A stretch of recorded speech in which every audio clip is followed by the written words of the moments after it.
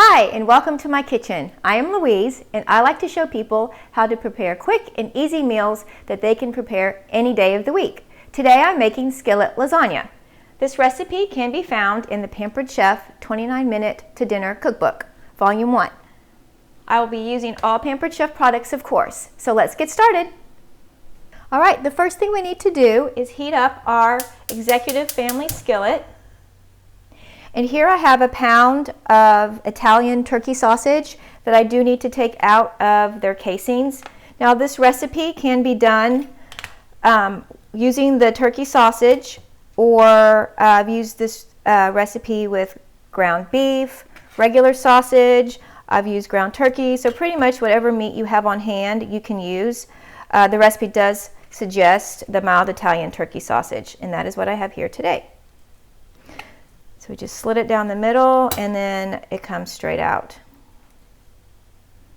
And of course you noticed how super sharp my knife was, which makes this job really easy.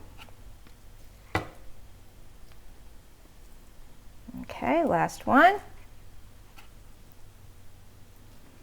Then we're going to add this to our skillet.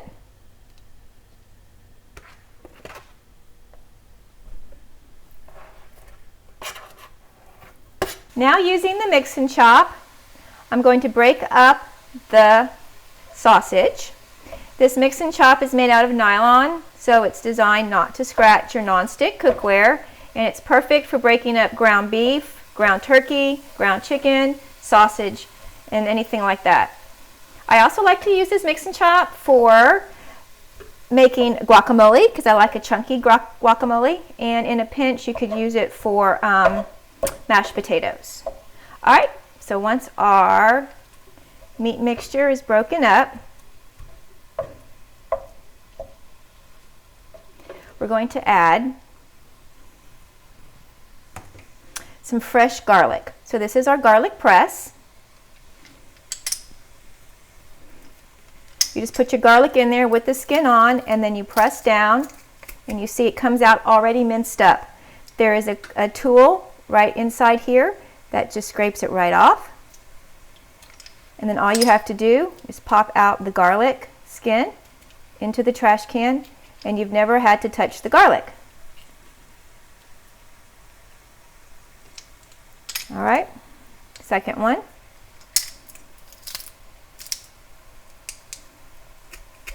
Before doing Pampered Chef, I only ever bought my garlic from a jar, powdered. I didn't even know anything about fresh garlic, so Pampered Chef has gotten me to try different things. Oh, and this is a bonus. So sometimes the skin will get stuck on this little outer part, which makes it super easy to clean because you just pop it off like that. So this is our garlic press. All right, and then to this I also need to add a little bit of our Italian seasoning using our measuring spoon. I need a half a tablespoon, so we'll just measure that out. And here is a little handy trick.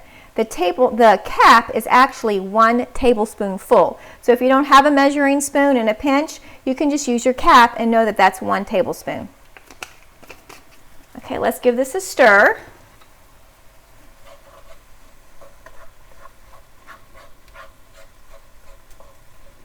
And wait for it to be all browned.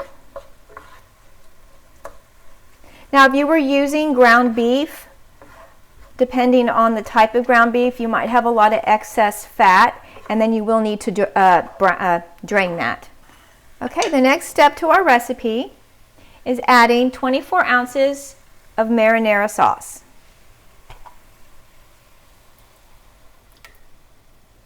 And 3 cups of water, using the Easy Mean measuring cup. What I like to do is, just to make sure I get all the sauce out of the jar, I'll just measure in or pour in some of the water and give it a little shake, and then pour that in there. That way I'm getting all the sauce out of the jar. Of course, if you have time, homemade marinara sauce would be the best option, but considering this is a meal that you're supposed to be able to get done in under 30 minutes, we're going for the jarred sauce. Okay, so we're going to give it a quick stir, and now we need to add the pasta, the lasagna noodles. I know we all love the taste of homemade lasagna, but let's face it, it takes a lot of time to put it together. So what we do with this is we just break the lasagna noodles in big chunks, and you just throw it in your pasta and water cooking. So you need 8 ounces of that. So we'll just break this up and you just put it in here. There's really no rhyme or reason to it.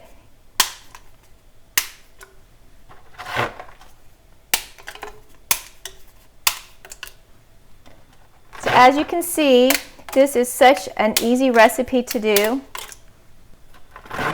Just a couple more. Okay, now I'm just going to stir it around. And make sure all the pasta is covered with the liquid, or at least partially covered with the liquid. Okay, so now what we got to do is put the lid on and just let it simmer for 16 to 18 minutes or until your pasta is cooked to the consistency you want. All right, now let's get the cheese ready. So while the pasta and the meat are cooking in the skillet, I'm going to go ahead and get the cheese mixture prepared. So to start with, we need a cup of ricotta cheese. And using our measure all cup, I'm just going to measure down to 1 cup.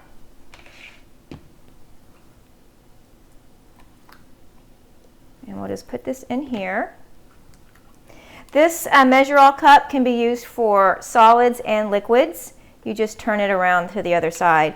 And if you are using something like peanut butter, then this is perfect, because instead of having to dig your peanut butter out for your cookies, you just push it out like that. So it makes it very simple. And like I said, the wet ingredients you just measure here and pour it out. All right, so we have the cup of ricotta cheese, and we also need to add some mozzarella cheese. So I know that we do have cheese that comes in bags already grated, but if you look at the ingredients, there is more than just cheese in that, so it's better to buy just the block of cheese and grate it yourself. Plus, I think the block of cheese just melts a lot better than the cheese in the bags, because it does have the wood fibers in there that kind of doesn't let it melt as evenly. So we just need a 1/2 cup of cheese. I'm using our coarse grater, which I'll show you exactly how to operate in just a second. I do get lots of phone calls about people that don't know how to open it. Okay, that's about a 1/2 cup right there. So anyway, this is how you open it. When it comes like this. So you just put your thumb on what I call the elbow or the join, pull it forward and lift it up. So you can either do your grating like this, or how I was doing it like that. All right, so we need a 1/2 cup. Oh, look, see, I have more than 1/2 cup. Well, more cheese is always better, right?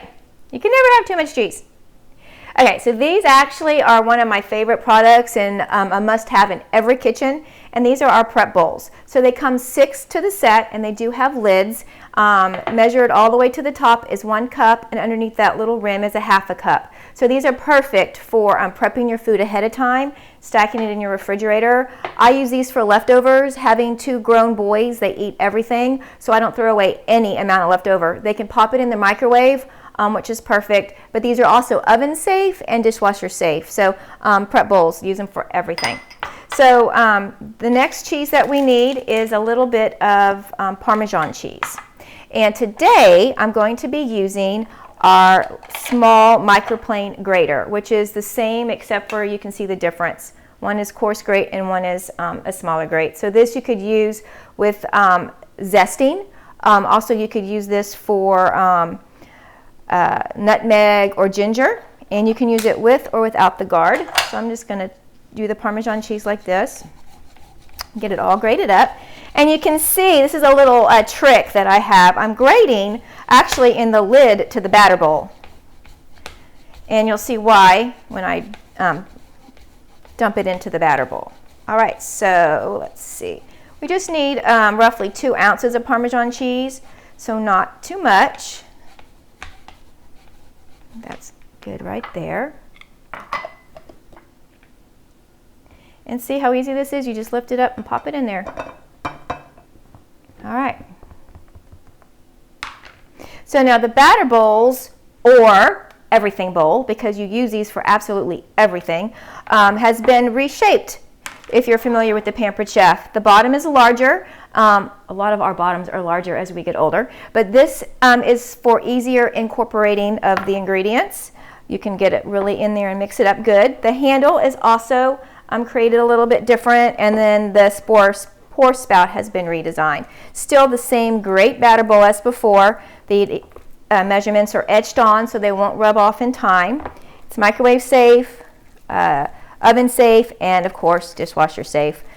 All right, so we mix that up, and then the next thing we need to add to this is some parsley. So when I signed up to become a Pampered Chef consultant, nobody asked me if I had any knife skills, and clearly I do not. So to cut anything like the parsley, cilantro, thyme, basically any herb, I just put them in the handy dandy prep bowls, use my kitchen shears, and I snip. This way it's saving my fingertips, and quite frankly it's just a whole lot easier to snip your herbs versus using a knife.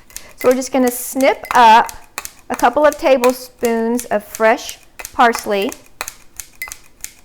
and then we're going to add them to our cheese mixture, reserving a few for the topping of the lasagna. All right, and we need a little bit of fresh cracked black pepper, and of course this is our wonderful bamboo grinder with our peppercorn medley in here that we do carry. And we'll just mix this up and set it aside while I go and check on the lasagna. Okay, now that it's been 18 minutes, let's check. I'm going to turn it down a little. Oh, absolutely perfect. You can just tell by the touch of the pasta if it's cooked all the way through. And the next step is to add the cheese using our medium scoop. All you do is just do little dollops of the cheese mixture all around. So this is, instead of in a traditional lasagna how you layer the cheese, we just put it on the top.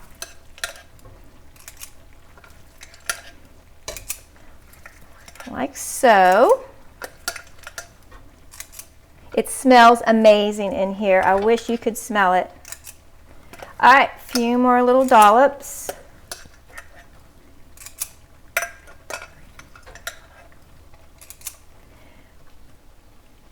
There we go, one more. And then we're just going to put the lid back on until the cheese melts and is heated all the way through. So just turn it down as low as it'll go. Put the lid on for 2 to 5 minutes and until the cheese is melted, and we'll check on it again. If you would like any of these products that I have used here today in your kitchen, please visit my website at www.pamperedchef.biz/Chef Louise, or visit my Facebook page at The Pampered Chef with Louise. I would love to be able to help you get these products in your kitchen so you can cook some amazing meals for your family. Let's get cooking!